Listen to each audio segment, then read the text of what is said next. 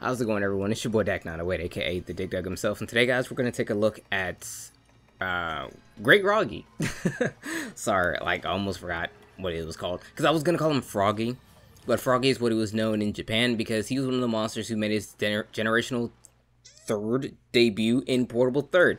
That was I really tried to make that work smoother than that, but it was a bit of a tongue twister, so you have to forgive me. But anyway, Wroggi made his generational debut in Portable Third, and that was a game that was exclusive to that of the Eastern market, so that's why back in the day he was called Froggy. Well, the English direct translation was Froggy, but then we got him and it was called Wroggi. A lot of people still called him Froggy because, I don't know, I guess they just really like that particular name for him or whatever.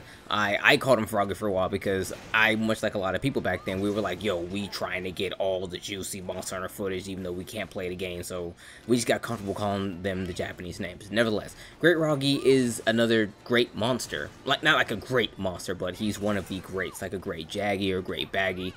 He's very akin to the drone, so if you guys remember anything from the older Monster Hunter games, or even 4 in Gen and such, because they did bring them back, there were monsters called drones. The Velocidrone, Iodrome, Gaiadrome, Sepadrone, they were all drone monsters. He is a type of that, like a subcategory, if you will. They tend to have more meatier frames, if you want to call it that. They have they're more large body, so they're not like super frail, weak looking things like the other drones were. He's more wholesome, more fully built. Nevertheless, the point I'm trying to get across is he's akin to that of the Iodrome. The Iodrome was a drone monster who shot poison everywhere, much like my man Great Wroggi right here does as well. So the one thing to note, though, the thing that made him different, if you will, is he attacked very much like a Great Jaggy. That's kind of the thing they're all known for. Imagine a Great Jaggy, if you will, who can shoot poison. And its little minions, its drone minions, if you will, they also shot poison. So if you've ever fought the Great Baggy before,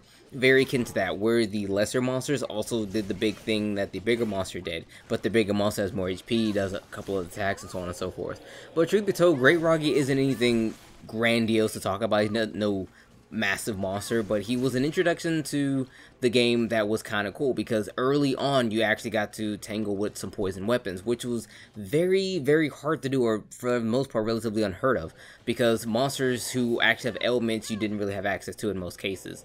But Great Wroggi, his stuff is actually really good. I love his gear. His gear is fun. It's actually like a cowboy getup, so if you ever make the armor's really good. It has razor sharp, the only way you're gonna find razor sharp this early outside some weird Bernabra stuff, but you have to be a real dedicated human to make some Bernabra armor. But nevertheless, Great Wroggi does have razor sharp, which is a really amazing ability, and he has a couple other things that make him pretty solid too. I think he has some Shakalaka Rally, which isn't too important, which just kind of makes it to where Kayamba and Cha-Cha, they can do stuff or whatever, but they're great all by themselves. You don't really need to help them be good because they're just great little helpers in and of themselves. But Great Wroggi was a very interesting monster. It wasn't a tough thing, but his design was exceptional. That's one thing a lot of people don't really pay attention to. His design is actually quite good. One of the best Great monster designs, period. Because Great Jaggy was pretty par for the course, whereas Great Baggy was pretty, I mean, a lot like Great Jaggy, but a lot less, I guess,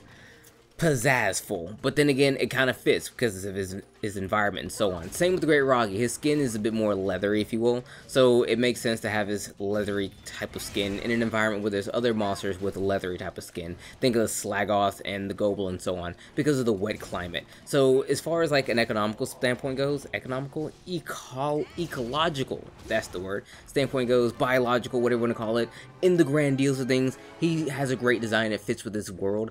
As a monster himself, as terms of fighting go, just watch out for the poison. There's really nothing to really talk about. Just watch out for the poison, and I would recommend making some of his gear because his gear is actually pretty cool. It has razor sharp, like I said, and the weapons are pretty top notch. But with that said, yo, Great Wroggi, small little video because he's a small little monster, and I kind of want to do more of these 3 videos because 3 was pretty gas. Thank you so much for coming and watching. It's been your boy Dak908, aka the Dig Dug himself. Let me know who you want to see next. I'm literally just picking any monster from this game, and I'm going to redo it. If you guys want to see someone in particular, just in the comments all day. But with that said, it's been your boy. Take care.